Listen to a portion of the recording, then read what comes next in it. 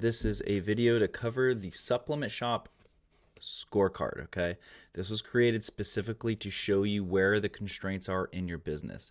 If you are feeling like you are stuck at a certain revenue number, or if you feel like you're on a constant decline, whatever the problem is in the business, this sheet's going to help you identify what that is, and then we can talk about how to fix it, okay? So what this was designed for, it comes from a classic business purchasing scorecard that venture capitalists, savvy business people will go into a business and they will put it into a scorecard much like this, and it will determine if the business actually has value based off of whatever parameters. Now I took that and I customized this to be specifically for supplement retail. So take the time, fill this out, do it with me. In this email that you're getting, you should see a link to get the scorecard. If you don't have the scorecard, email me. I will get you a copy of it and you can watch this video and go through it. So I'm going to do it really fast just so you have an idea. And the idea is you're looking for ranges. This isn't to be specific. I don't want EBITDA is a big number to find. Don't spend too much time looking for that. So I'm going to do it really quickly and show you that you can just use ranges to do this. All right, so let's go edit, and we will do a number box. All right, so first let's go to revenue. What was your revenue? Choose a time period recently and pick that time period. Maybe it's last year's revenue. Maybe it's the trailing 12 months. So pick a time period and stick with that. Trailing 12 months, your point of sale should be able to tell you what your gross revenue was for the trailing 12 months. Okay, so let's say that you did, for easy numbers, 300,000 in the past 12 months. Okay, everything you've sold, revenue, gross. Okay.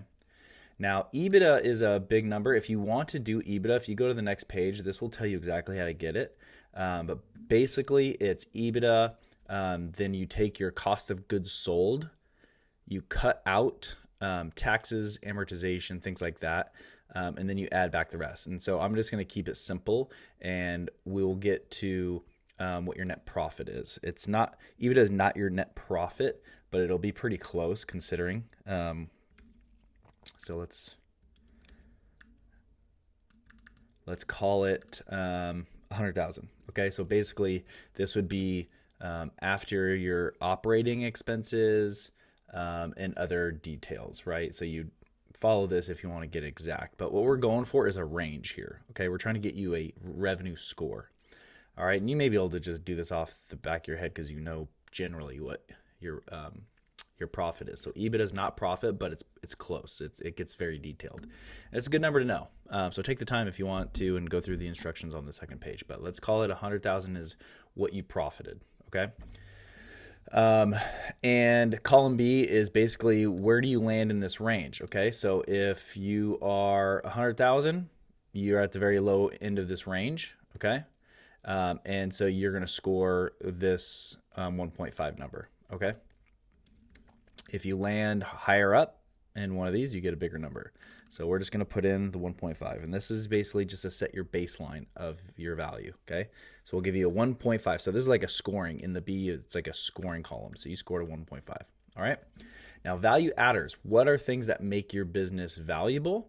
And we're going to go through those. And then we're going to go through things that are hurting your business. And these things were created based off of a professional buyer were to come in and say, is your business like a good business? Like, would I buy this because I know it's going to, make me money? It's also a good thing to say, is this business repeatable? Could I copy this? Could I franchise it? Could I make multiple locations? Okay. So those are good things to think about. Now, you're probably thinking, David, I'm not going to sell this thing. Like, I plan on running it. I enjoy it. I like this work. And also don't plan on really replicating. I'm good with one store. That's okay. You should be running your business in a way that creates a good business, a solid business, right? And these, at the minimum, you should know what is keeping you from getting to that point, all right? And this, by going through this exercise, will highlight what your constraints are. Where is your business not as valuable as it could be? Where is your business constrained to where you are not making as much money as you could be? Okay, so let's do the work here real quick. We'll go through it pretty fast. Annual revenue growth, basically whatever your revenue was from a time period, call it a year, last year to the year before. What's the difference, right? Year before, this year, what was your growth? Okay, and basically that's an easy number generally to come up with. And so you could say, well, we grew from the previous year, we did 200,000. This year we did 250,000. All right. So you want to get the percentage of that, and that's usually pretty easy. I'll also show you how to calculate that. You can also just throw it into Chat GPT. Like if I jump over to Chat GPT and said, if my revenue was 200K and the next year I did 250K, what is the growth as a percent? Okay, it'll give you a number. Pretty easy. If you're not using ChatGPT, get on it. Kind of important.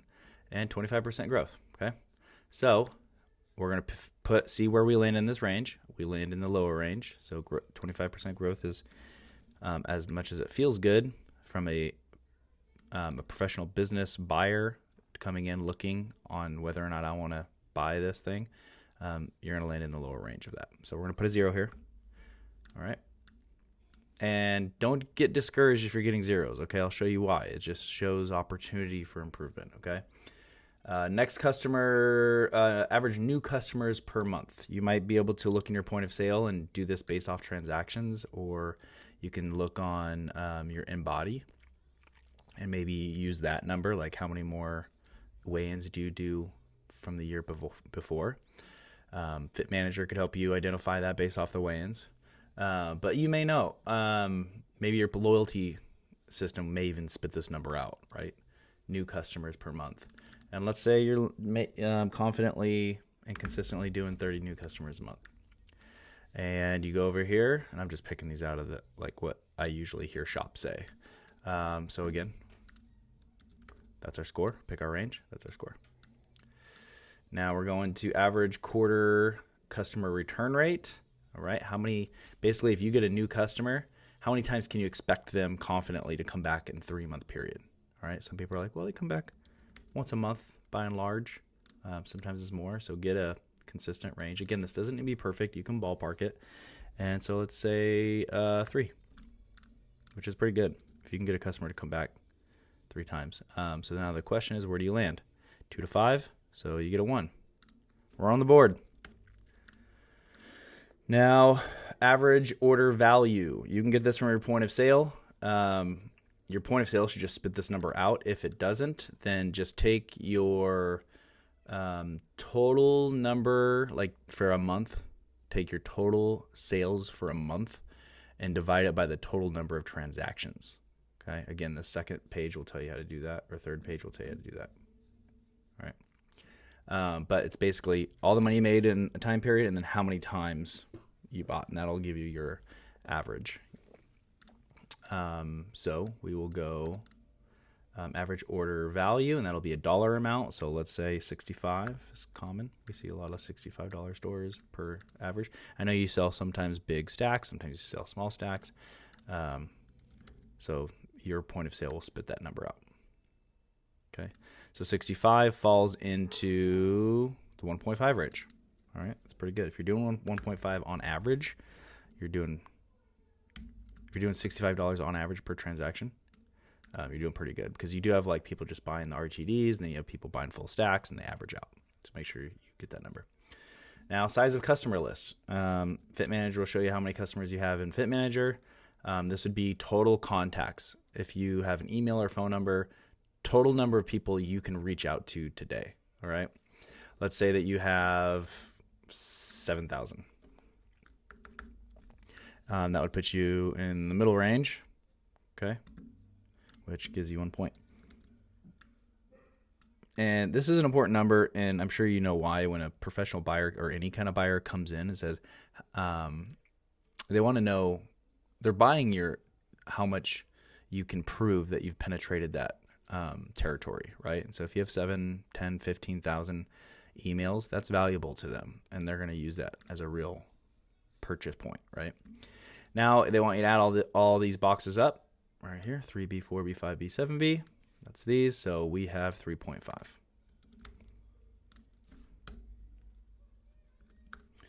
Oops, what happened?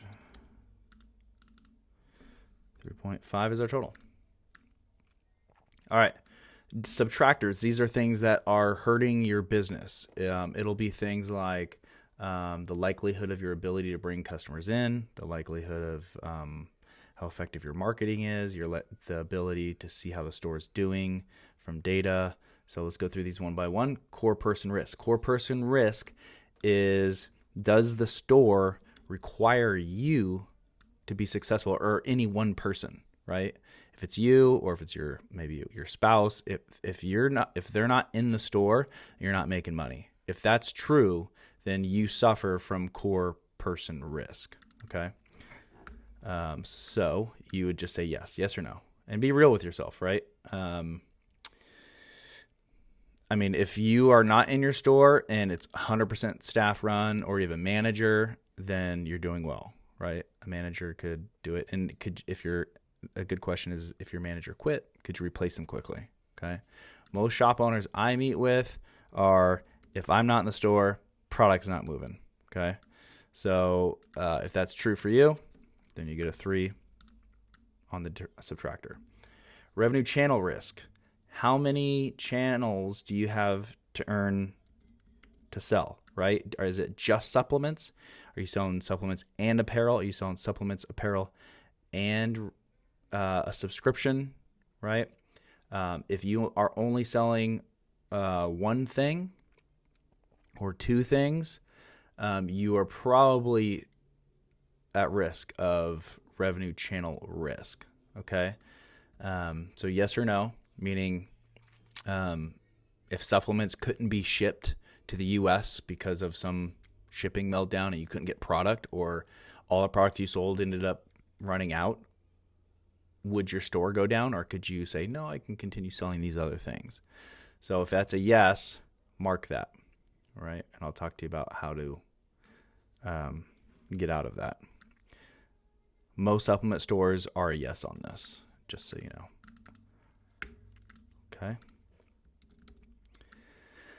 Walk-in channel risk. How heavily do you rely on walk-ins? Or do you have ways to say, I would like more customers today? Pull the lever, right? Meaning ads, if you do a social media push. Do you have ways to say, we would like more customers? Yes.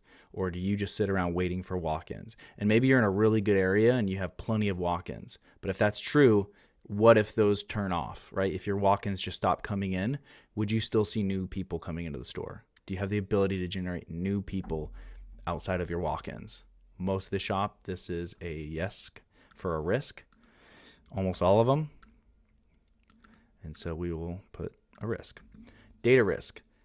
All the metrics in your shop that you use, do you have data on your shop? What your average order value is, how many people are coming into the store, how often people are coming back, any of the data that you use to run your store, or if you're struggling to get the data to fill this out, then you are at data risk. Or do you have a dashboard, a place you can go to look at a single view and say, okay, I know how the business is doing from this information?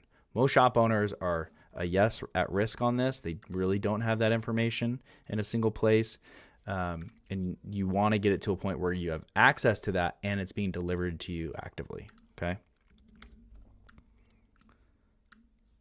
Most shops are at risk of that because they don't know what to track, and two, it's not available to them if they need it. Okay, rent to revenue ratio. Rent to revenue ratio is, I'm going to jump down to our little key here and just read it from here. A common metric to measure the health of a physical store. If in poor ratio, owner must increase monthly revenue. And I think I have a new version that tells you how to get this. And it's 5 to 10% is a good ratio. So you take your overall revenue for a month. What was your revenue for a month? And is your rent cost under between 5 and 10%. I think is 10%. Yeah, I believe it's 10%. Here, I have it on another sheet, but let's say, what is a good rent to revenue ratio for a brick and mortar supplement retail shop? Searching the internet for 6 to 10%. I said 5 to 10, so it's pretty close. So 6 to 10%. So you take your monthly revenue and you divide it. Get the percentage, right? And so you can also pop that in here. So if my monthly revenue was $30K and my rent is $4K, what's my ratio? So it's going to show you how it's doing the math. So rent divided by revenue, that's what I thought. And then you times it by 100. So 13%. So if you're doing $30,000 a month and your rent's $4K, you're out of ratio by quite a bit. All right. So do that math step. So we're in risk. And we get a 2 on that. Staff to expense. So if you're paying staff, same concern. How much are you spending on staff based off your monthly revenue? All right, let's go back to ChatGPT to keep this fast. What is a good staff to revenue ratio? Okay, so using that, so it's 10 to 15%. If we're using 30% as our monthly, if I earn 30K in revenue in a month and my staff cost is 10K, what's my ratio? It's 1/3, so it'll be 33%. 33.33%. Okay, so we're out of ratio. We're paying too much on staff. We're not making enough money to substantiate our staff members, which means you're probably going to fire them or they're going to quit and you're going to take over as the main salesperson. Sound familiar? All right, let's add all this up. There we go, 9B through 14B. Add 3, 4, 5, 6, 7, 8, 9, 10, 11, 12. Okay, so we got a 12 on this box. All right. Adjusted valuation multiple is 2B, so we're going to take this plus 8B, 3.5, so we have 4, 5, minus 15B. So 5 minus 12 is -7. That can't be good, right? Don't worry, this is very common. Okay, so if you're falling into these ranges, again, we're trying to measure if you're positive in this, if you have a positive number here, you're probably purchasable. If you're not positive in this and you're being honest about these metrics, then no one would buy you unless it was someone who just willy-nilly bought stores. But usually it's you go out of business. If you're negative, you usually go out of business. It's pretty hard to sell the territory or you're taking a big loss. If you're positive, you can sell at a profit, all right? Which is not common for this industry. And we want to help you get to that point, all right? So we're -7. So there's zero value in this business so far, right? So if these numbers match what you're doing, we got problems. Now, if you want to finish the math problem, there's no real point in doing it. You go to 2A, 100,000 times -7, right? The number just gets stupid. So we have zero value on this business, meaning if somebody came in looking for a profitable, scalable business that they didn't have to come in and die inside and hold all the shifts, they would buy it. But none of that's true. So this is the scorecard. And what I want to show you is what this highlights. This isn't meant to make you feel depressed and start thinking, oh my God, what do I do with my life? This is just to wake you up to the seriousness of your situation and to give you some kind of idea of where you need to focus on fixes, okay? So 9 through 14, we have risk all over the place. And what's cool about this is when you start solving these one by one, your revenue and your value adders all start to go up. Okay? So focus down here on value adders where you have a yes and start picking these off one by one. All right? And if you want help on how to specifically approach each one of these, let me know. We can go through it. We can strategize. But also, you can go to the last page here and you can see each one of these have solutions that Fitmanager has specifically designed to approach these. So we don't just build features and things willy-nilly. We build them based off of what we know will actually increase the value of your business. So if you suffer from these, as an example, my revenue growth is struggling. Let's turn on AI Logger.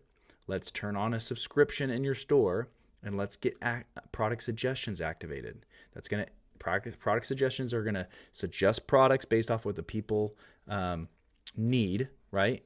And the reason that's important is your staff is not doing it well, or you're not doing it well. You're not making the customer understand you have an anatomical problem. Look at your body fat. Here's what's going to fix that. If you're saying that, great, but they don't believe you, which is why they're not buying. As soon as you turn on product suggestions, they're going to say, oh, this product is what I need based off what the Embody just said. Okay. Trust is instantly commanded, and they buy 50% more. We have a 50% increase in AOV just from that, okay? So by solving the revenue growth problem, you're automatically already going up in revenue, okay? AI subscriptions, right? If you're not selling subscriptions, you're not getting free-flowing cash. So let's turn that on. So each one of these is specifically designed to solve the constraint problems that we've identified down here. And what I want to help you do is go and pick these off one at a time until you have no risk in these. And as soon as all these are zero, you're going to start seeing all of the revenue fix. It's going to fix itself. You're going to start moving into these categories. Okay, see it all the time.